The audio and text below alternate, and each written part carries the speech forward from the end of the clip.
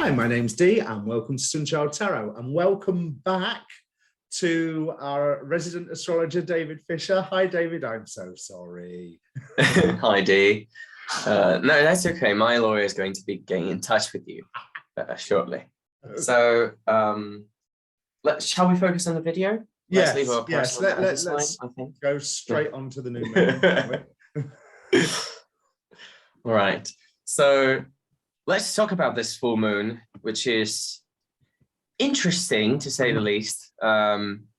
It's not the most malefic looking full moon at first glance, but then you start analyzing it a bit and you notice a few details that might be a little less motivating. So what's the first thing that jumps out at you then? Well, we have the superior square from Mars to Jupiter. Still, Mars is in Sagittarius, co-present with the South Node, which is about to move into Scorpio. And that's kind of getting us into this last few moments of this cycle of Mars through Sagittarius, where it's been testing our views, our beliefs practically. So we've been able to put into motion a lot of the plans that have been stagnant throughout 2020. We have been seeing a lot more motion than previously in these areas of our lives that we felt were too volatile, too unstable for anything to grow in Sagittarius and Gemini, where the eclipses were happening. Now with Mars transiting Sagittarius, we see the possibilities. We see where things can start anew in a way that allows us to experience a little bit of that idealization we've been building throughout the past few months. And now Mars is about to ingress into Capricorn, gaining dignity. It's going to be exalted there, and it's going to have the help of Venus also which is another earth sign triplicity ruler, to be able to execute its tasks well. So this full moon has a lot of promise for the new things that we need to move forward with in our lives. But at the same time, this last bit of the cycle is going to be a little tricky, because we are going to need to overcome the difficulties that come with putting into practice the things that we have believed in for the past few months, finally. And those difficulties, they might rise from unexpected places, from people that you didn't really think were going to cause you any problems at that particular time. And then they come up and try something new out of the blue. There's a lot of one thing that I've noticed is that there's a lot of how do I say it? Not quite things beyond our control, but I'm reminded of one of these things is not like the other from the old Sesame Street. There's lots of sets of things and then one weird thing putting into it that is causing some, hopefully, good influence, but nevertheless it's, oh my God, there's this difference here. There's this, why is this not lining up with everything else, or not looking the same as everything else, or not fitting in like everything else does? But I think that one thing that's not the same, not fitting in, not like color coordinated or whatever, seems to be the thing to focus on in a positive way, because that's going to give us the motivation to move forward, to problem solve, to expand, would be another way of putting it. Yes, I do like that, because even though the moon is in its own sign, it is in malefic bounds. I believe those are already Saturn bounds. In the Egyptian scheme. So it's really being manifest as us perceiving the things that are lacking, or the things that should still be restructured because they are causing some discomfort. And I say discomfort specifically because if you look at this chart, the moon is kind of isolated in the other side, and it's in its own house. And so it is bringing to the surface the feelings, the new experiences, and how they make us want, or how they make us comfortable about a certain situation. So being in Saturn's terms, however, and about to leave into Leo, we see this moon a little bit more anxious, a little bit more, and it's opposite to the sun, which is always a kind of harmful condition for a planet to be in, to be exactly opposite the sun. And so it means when we have a kind of a position like this, that slowing down, paying attention to each and every detail of what you're feeling specifically will bring out that one thing that you were mentioning, Dee, that the person thought was already going to be resolved, or the person thought was already going to be something that they didn't feel anything about. They're going to notice it's actually what's been motivating them all along. They're going to see if, for instance, you're someone who tries to avoid thinking about your work life through your relationships.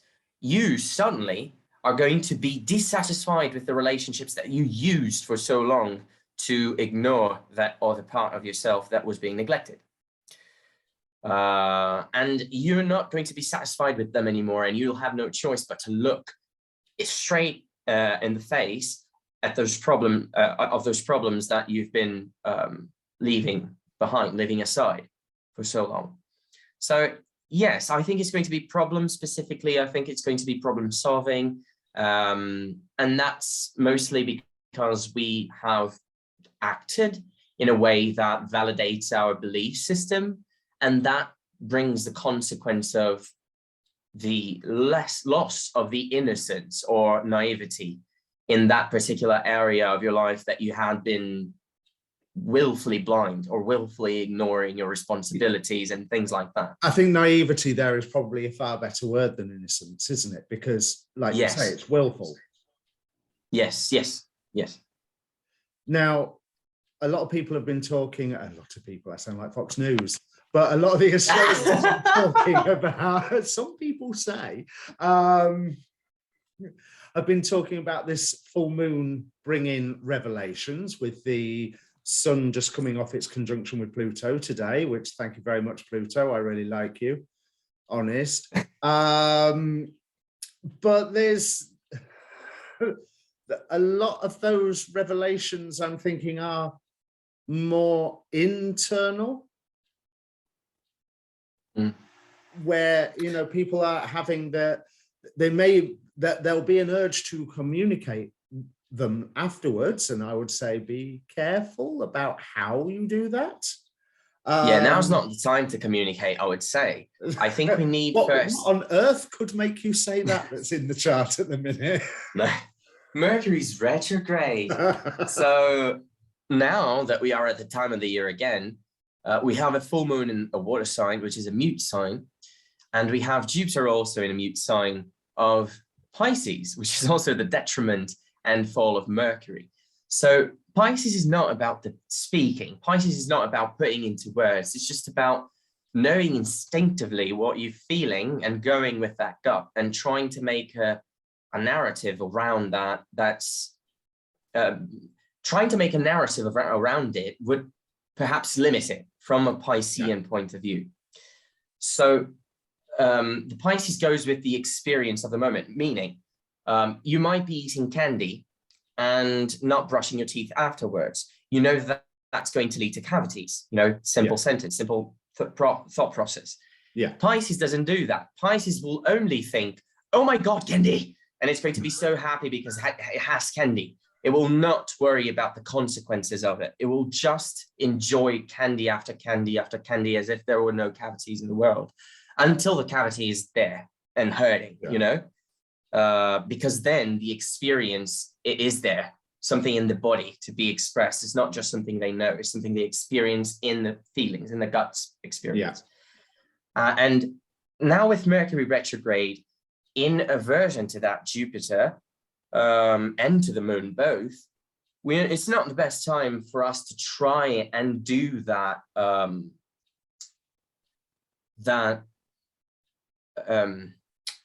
wording, you know, of things that so precisely. We have to worry about doing that, but not that it will be definite, you know, not trying to be too pragmatic about things, trying to actually deconstruct some of your pragmatism by doing that exercise of speaking to yourself about like have I been doing this right? And if I have, what has changed and why it doesn't feel right anymore? And not try to come up with any definite answers until you have at least the cazimi, at least Mercury conjunct the Sun, beginning the next part of the next cycle. Because then we are going to have the more appropriate tools and understandings, and situations have already presented themselves enough that we can make some good sense out of it to make some practical action that's in our best interest. And we're still learning and reviewing anyway, aren't we? We've got Mercury just started to go retrograde to take us back over things. Venus continues to be retrograde at the moment. So all these relationship aspects where there's that more focus of, hang on a minute, how does this make me feel? Which is exactly that point that you were saying, but maybe now's not the time to actually communicate it, because I think you could get a bit fumbly words. Yes, you shouldn't try to come up with a full narrative of what's going on right now. You should just allow it a couple of weeks now, or 3 weeks, so you can have enough experience with the newness of the situations around you, that then you can establish some form of proto-narrative, you know. So you can, because until then you're going to be kind of dealing with, if you go too straightforward towards one thing until these planets station direct, you're going to find yourself trying to catch smoke almost, you know. It's like there is nothing solid there for you to really base off the opinions that you are trying to build. So don't spend so much energy trying to build things. Just feel the moment and try to notice where it takes you. So if you have been triggered, try to understand what in the situation triggered you. Try to observe how you deal with your triggering in the sense that how do you feel it in your body? How do you appease that emotion, that particular emotion? How do you self-regulate? You know, that's, I think, a good theme for this full moon. How do you self-regulate? You know, I mean, on that level of communication, I'm just noticing Mars in the 12th part of Mercury. So it's that inclination or motivation is they're both being ruled by the angel Daniel. Now, the angel Daniel, if I can just find my Mercury 12th part, I can bring Daniel's details up. Daniel is about, and of course the software now grinds to a halt. But these are, as you know, I've mentioned these in a couple of other lunation videos. I love looking at the 12 parts in these. We were discussing earlier about, I think it would be more interesting just to point them out rather than try and give too much interpretations to them. Right. Daniel, as a degree angel, is about eloquence and also about enough is never enough. So if you start having that conversation now, it isn't going to end because of the fumbly words, because you are still in that learning process. So what you are wanting to communicate right now is going to change in a couple of days, because you'll have very kindly by the planets been shown another aspect to whatever it is that you are experiencing. Absolutely. And we can't ignore the fact that Mars is also square to Neptune. So every assertive action that we try to take before Mars gets into Capricorn, it's just going to feel like a shot in the dark. It's just going to feel like you're shooting water and you're trying to catch smoke. And it's okay, because it's you're being revealed a new kind of belief in the new situation that you find yourself, that needs you to have these kinds of lost feel like experience, you know, so you can kind of learn to walk within that smoke, the newness of that particular situation. Jupiter and Neptune together, they kind of bring you a new narrative, a new idealization that is too idealistic sometimes, and that it is too idealistic because it's such a new situation for you that you still don't have the words, as we were saying, for anything. For who are you in this new scenario? Why are you in this new world? What are you trying to become now that you've become something else, you know? Yeah. So all of this has to be rebuilt from scratch. And so the fertility of the moment within the realm of ideals is being brought to the front by these aspects with Neptune throughout the year, especially by Jupiter. And while Jupiter is still building up to it, it's going to help us build this new idealistic narrative with its dreamlike qualities, Disney-like qualities. But allow yourself to dream right now. Just don't try and make it a reality too quickly. You're going to burn yourself out, and you're not going to arrive anywhere just now, at least not further than you've already gotten, because just can't be too hasty.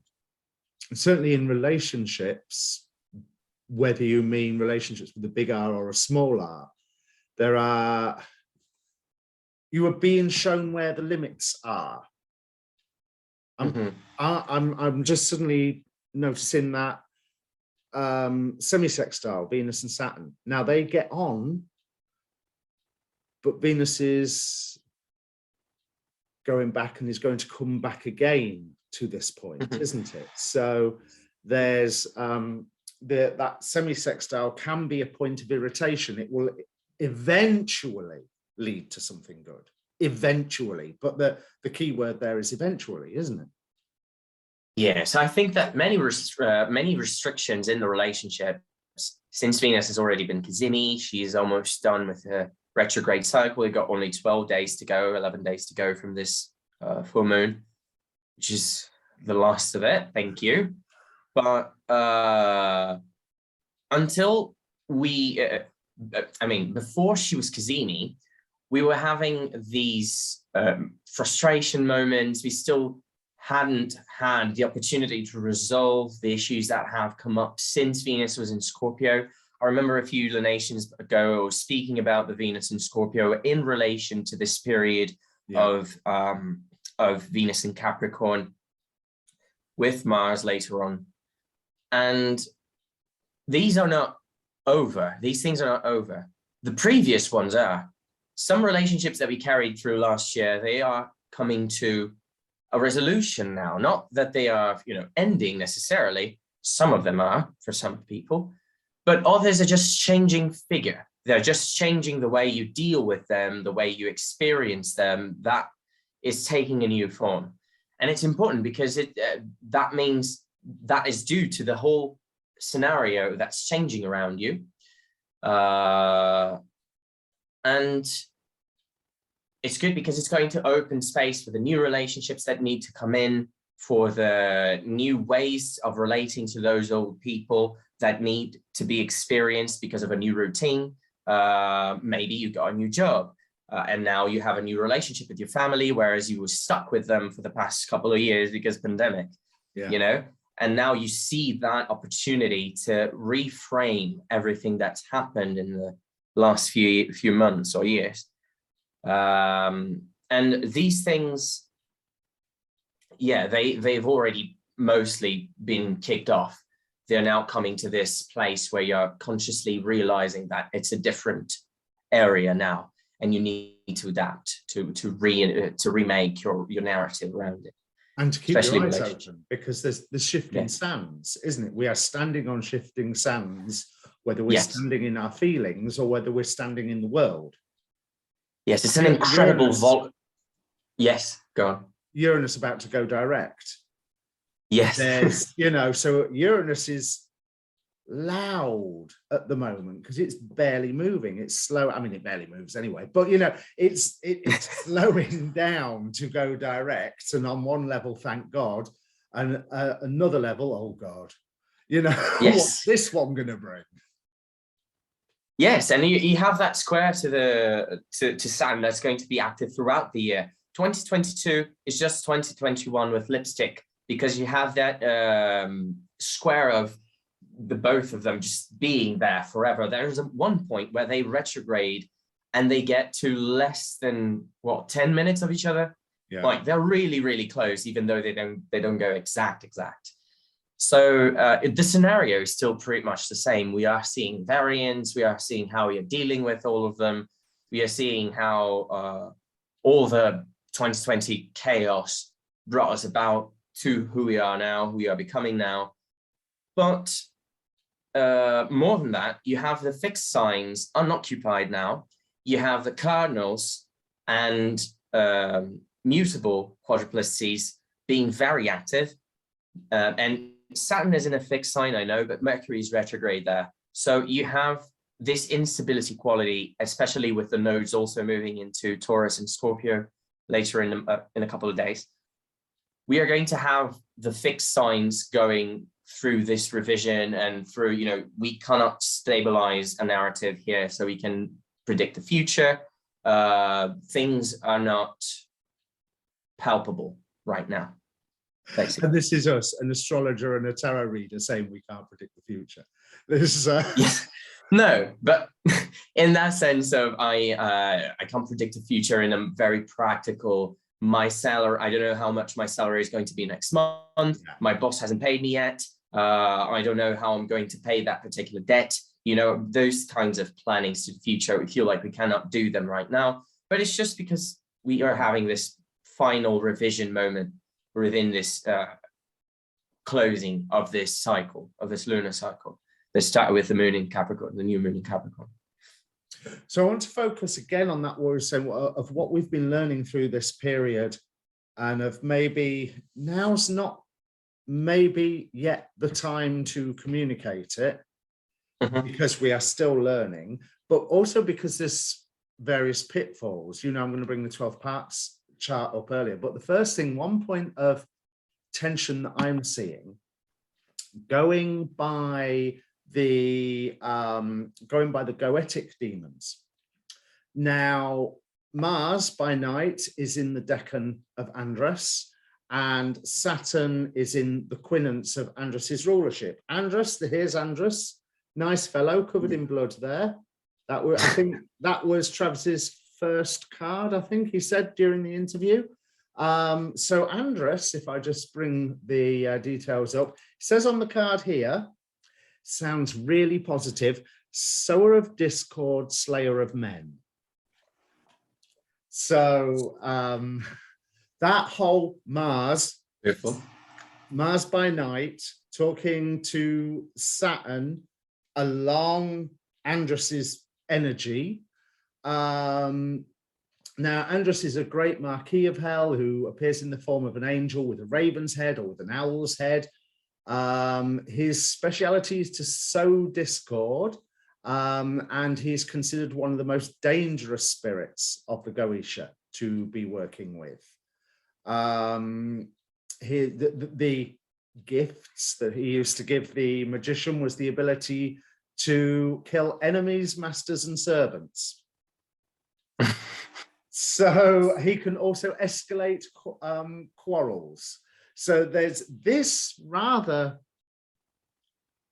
concerns me, to be quite honest, and I will back up that concern with bringing up that 12th part chart. Now, David, My 12th parts bit on the chart is listed as a Vedic chart. Do you want to explain why that is? Because you told me perfectly the other day. Yes, you have the Dwadasansha system, which is the D12, is the divisional chart number 12 in Vedic astrology. Don't ask me too deeply about it. I'm not a Vedic astrologer. I just know the concept, you know, the basic concept. And I know that it's calculated in the same way that you calculate the 12 parts. So you just have to go in Solidifier and cast a Vedic D12 chart without using the sidereal zodiac, which it asks you if you want to do. And then it will calculate a tropical 12th part chart for you. Now, the interesting thing, while we're busy talking about our relationships, before we look at the 12 parts, look where Juno is on this chart. 2 degrees from Pluto and 3 from the sun. So if this is not a time of us recalculating our relationships with anyone and anything, because you'd think capital R, but it's going to be a lot more than that. Like you say, your relationship to your employer or to your company or to even to your neighbors. It's all under review so very much. But what I would like to draw your attention to is what we was discussing earlier on, by my calculations, they were exact to the minute. Here, they're 2 minutes apart. The 12th part of Saturn with the 12th part of Chiron. And I would like to think there's an element of that of we're using Saturn's ability to stop and to halt on the wound, to say, to do that network moment. I'm as mad as hell and I'm not going to take it anymore. Although, as we were saying earlier, that has to be an inner acknowledgement and not necessarily something that you resolve to do something about first thing tomorrow at 9 o'clock, because maybe too soon. Not going to happen. Yeah. What happens is we look at Saturn and it's in Aquarius and it's its domicile. So it is delivering goods to us, but Saturnian goods. It's going to be like, if you feel the pressure, stop. Or if you are to move on fighting against the grain, at least try to do it in the most pragmatic way possible, in a way that's right, in the way that you know exactly what you're doing and what to expect from the future. You have to be Saturnian and embody Saturn and acknowledge it some way or another. And the results will be good. It brings about consciousness, about what you are not. Aquarius, self-limiting beliefs, and the way you describe yourself, the way you describe the experience that you have that doesn't fit the mold of, you know, society in general, and how that informs of you, and how that informs you of who you are.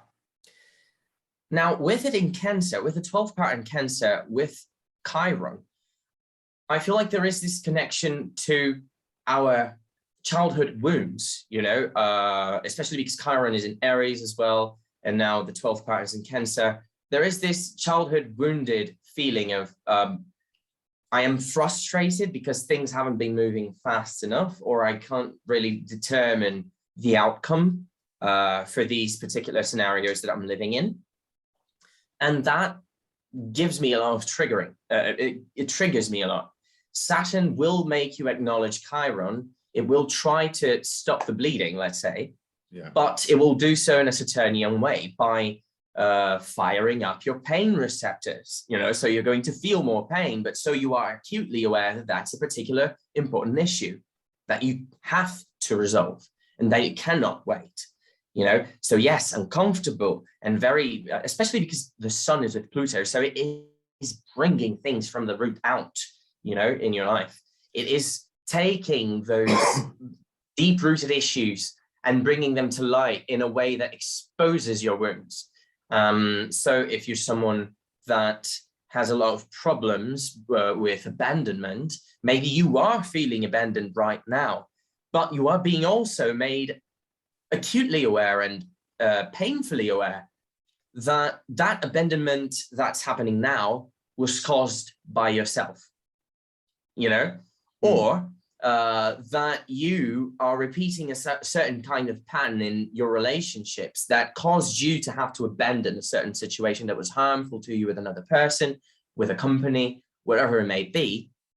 And you are trying to tell yourself, well, that's just me. That's just how my life goes. That's just how my story always ends because I am trash or something like that. You're not going to feel even able to tell yourself that, because your reality has shifted so much that those old wounds, they make no sense anymore. You try to keep wounding yourself with that particular narrative, won't work anymore because the narrative has completely shifted, and you can't hide why you feel like that anymore on other things. You can't blame on other things. And you just look at the real problem, you will want to resolve it, and you will feel like it's something that you are leaving behind for good in your life. But it is through a painful and kind of gnarly scenario. And there's qualifications I'll add to that, because obviously there's, you were saying that these issues are coming to light, that you become aware that you have to resolve them immediately. But again, I would hold your horses immediately means within weeks, not within minutes, because of the shifting sands. Don't fall prey to the temptation of Andros and do a scorched earth policy. Thinking about that Juno just coming up to Pluto. I mean, because that little row of planets, okay, I could put a dozen more asteroids on this chart, but we've got Vesta just bringing up the behind to reveal, after all these planets are moving, Vesta is left there to reveal what is going to be sacred to us. But there's another thing. When you interpret 12 parts in a horary, what's really important is what house they are in. Now, if you look at the greater lunar cycle, so this is a full moon in Cancer, so we look at the houses of the new moon in Cancer last year, these would be in the first house. Now we're in the cycle of the new moon in Capricorn from 2 weeks ago, they're now in the 7th. So again, since we're talking about that wound, and if you're aware that that wound is not making sense with hurting you, don't try and go hurt others with it. If that makes sense. Because if you're not getting that satisfaction from doing it to yourself, it's not going to be constructive to go and do it to others. Exactly. I like that. Now, I'm going to, if you want to, I'll stop this share. If you want to bring your chart back up, David, because I just want to spend a moment after all this misery and oh God, and I would say maybe this month should be great for the income of therapists. Yes. Well, that actually is a good remedial measure for this, because you talking about the things that are trying to bring things to light that you normally ignore about yourself is a revision kind of thing, is a logoic process where you give words, you circle around a particular topic with your therapist. There is that back and forth of information. You have some kind of mirror that is the psychologist, and you have, or therapists in general, you have then that feedback that will allow you to reflect on these matters that you have been reviewing in your life. What was I going to say? Saturn is also about things that you ignore. And the Jupiter part that I said to you guys, don't try and make a definite assertion about what these things will be in 10 years from now or anything like that. That part of you needs also that process of trying to bring it to earth a little bit with someone who's trained enough to help you with that. So always a therapist or someone who offers some kind of therapeutical service is going to be the best choice to have. Now that's looking at the angel that rules this moon, by degree, it's Ariel. Now, Ariel will bring optimism and strength of character. So there is some hope in this chart. Do you know what I mean? That these things are being brought up for a reason. And part of that reason is the sands are shifting. So you need to know where your weight is balanced so that you can keep your balance, and that optimism will help that. But interestingly, in Paradise Lost, Ariel was also one of the rebel angels among Satan's hosts. So again, there's that warning of don't go too far with this. I mean, this is a 4 of Cups moon by Deccan. So this is the bit where, again, echoing what you were saying earlier, bored of this bit, want something else, but also the divine pointing out, hey, try this way, try this flavor, try this direction, place, person, try this new way that I here as God, I'm trying to make really obvious to you. Because also, when I speak of things being made really obvious, one thing I noticed about the 12 parts, as you know, I'm professor of woo-woo. I like looking at septiles because I want to see where spirits getting involved. And a whole number of planets are septile, biseptile, or triseptile, whichever, to their own 12 parts in this chart. And having been following these 12 parts for a number of lunation charts so far, that's not normal. That's not, you know, that's not, oh, well, that's part of the mathematical relationship. No, it's not. So the sun is septile, its own 12 parts. The moon is septile, its own 12 parts. Mercury is biseptile, its 12 parts. And there was another one, wasn't there? I think it was Uranus.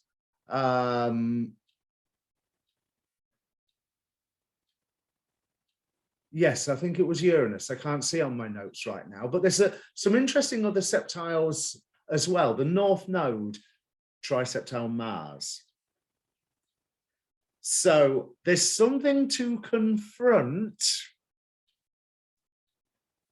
but we're better watching right now so that we know precisely what it is that we are confronting, because I rather feel like the planets are still, as they move through these septiles to one another, North Node triseptile Mars, Venus septile Jupiter, there's thing, and that's going to come back again, obviously. There's more stuff to be revealed that, although I don't believe grammatically this is a correct way of saying it, that the planets are going to reveal to us, or whatever is moving the planets is going to reveal to us, I think is a better description. So what you are getting triggered by from the inward, not putting it out, you know, making sure that you're maybe not directing it outward, but there's going to be something behind it. There's going to be something else. There's going to be another detail that gets added. So whereas you would have been aiming there, with the new information, you'll actually find it be more effective just to aim there. And you've got to wait for that information to be more effective. Yes, I will say that specifically, not just for them, but most specifically for the fixed signs, because you have that lunation happening in their cadent houses, especially if you are Aquarius or Leo rising, that's happening in your blind spots, the 12th and the 6th.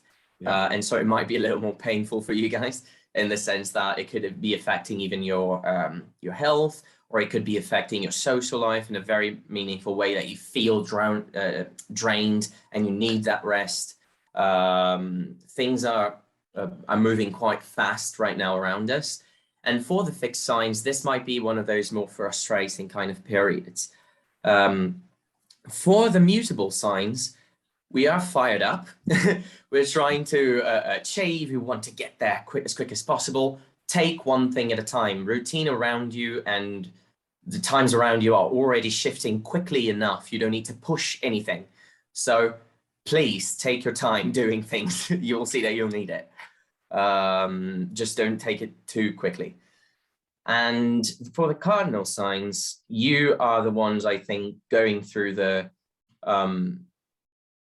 like you feel like everything you try to achieve always gets met with that particular reversal, you know. It's like, oh, nope, oh, nope, oh, nope, you know, like try to go one direction and getting deflected by anything, literally anything. You're having that feeling right now, and it's good that you try to slow down again, try to take things one step at a time. Even if you don't really know where you're going yet, such as immutable signs, they might already know what they want and what they're doing. The cardinal signs are not so sure. So try to take things easy as well.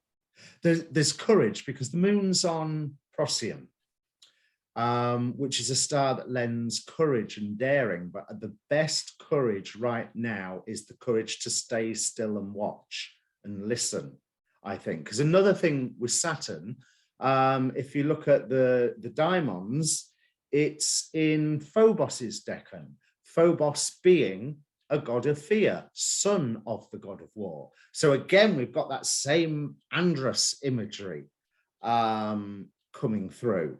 There's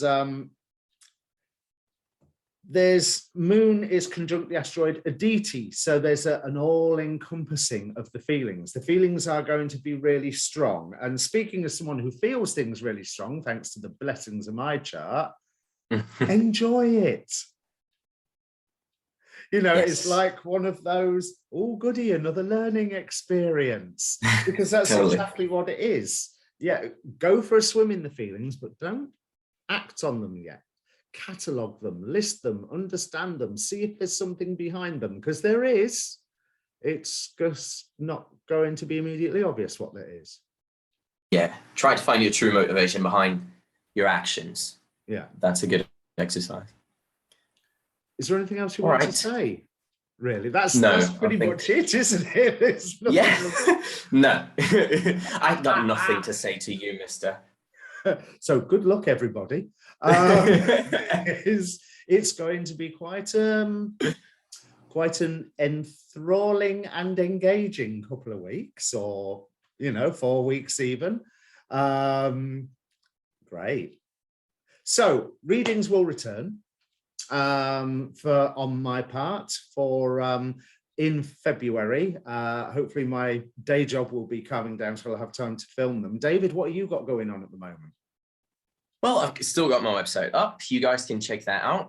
It's in the first place, astrology.com. I also have my Instagram, which is in the first place, or it's David Fischer. The links will be here in the description as well. And I offer tutoring sessions for those of you who are learning astrology, want to know how to apply and practice those techniques that you've been learning. I can help you with that. And yeah, keep looking for my postings, because I will be updating my YouTube channel soon as well. Yes, and congratulations on getting your first video done. See, thank you. Yeah. So as ever, like, share, subscribe, all that good YouTube stuff. If you have any comments on the video itself, feel free to comment down below. If the video, like at the end of a TV show, if this video has brought up any issues, then find somebody to talk to about it, because YouTube comments is not the place for that. Just say, listen, heard and understood. But yeah, good luck, everybody. It looks like there's a wonderful teaching time coming up. And yes. On that note, see you later.